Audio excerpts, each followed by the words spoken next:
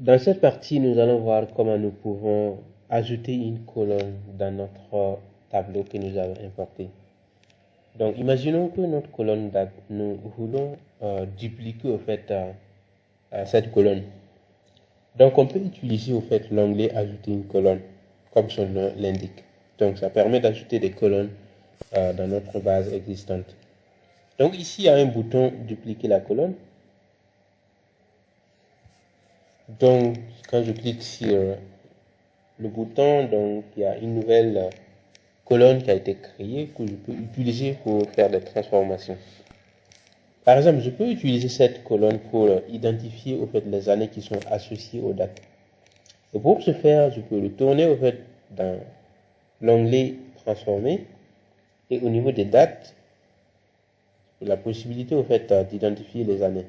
Donc, si je clique, donc maintenant, je vois qu'il y a 2017 et 2018 qui sont associés au fait aux dates. Donc j'ai la possibilité de renommer ça maintenant année. Et par la suite, je vais maintenant gérer le problème des types de données. Comme je vous l'ai dit précédemment, c'est toujours mieux au fait de changer les types de données calme à la fin lorsque vous avez fini toutes les transformations. Donc là, pour les deux colonnes, donc je peux les sélectionner. Je vais rester au fait dans l'onglet accueil et je vais changer ça en nombre entier. La colonne date a été déjà transformée. Vous voyez l'icône qui est juste à côté. Pour la colonne Sales et puis Margin, nous allons faire ça un peu différemment. Et pour ce faire, je vais supprimer en fait cette colonne. Pas la colonne, mais l'étape que je viens d'ajouter. Et nous allons faire ça de manière à ne pas ajouter plus d'étapes.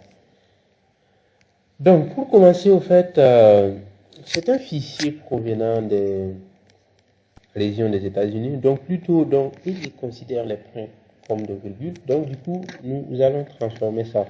Nous allons remplacer les points par les virgules pour que ça corresponde à notre besoin.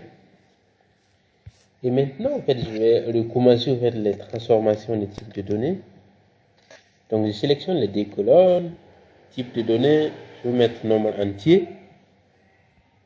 La colonne date a déjà été identifiée comme date, donc pas besoin de transformer ça encore. La colonne Sales et puis Margin, donc je sélectionne les deux colonnes.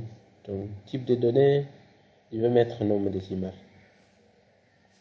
Donc voilà, la colonne date, c'est déjà bon. Donc du coup, ce qui me reste, c'est filtrer au fait les lignes vides. Donc je peux me placer ici et puis supprimer les éléments vides. Donc, ce qui me reste à faire, je peux double-cliquer juste puis changer le nom de la colonne. Je vais mettre tête groupée.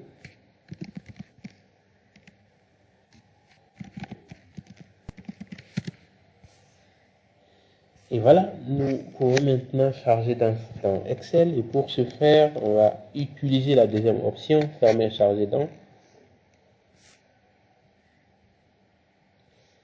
Et nous allons utiliser juste l'option ne crée que la connexion. Et OK.